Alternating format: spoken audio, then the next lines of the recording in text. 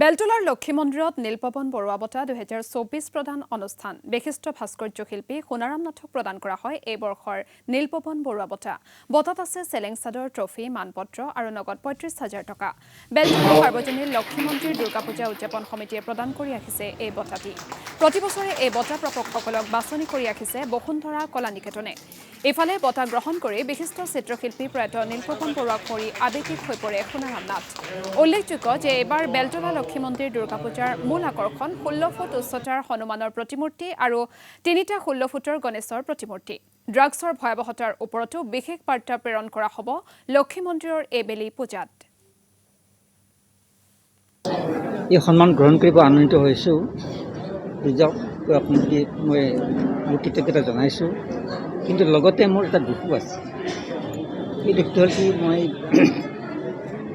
বুঢ়াদেৱক একেলগে আছিলোঁ, তেখেতৰ হেৰুৱাৰ কাৰণে মই অতি দুখিত।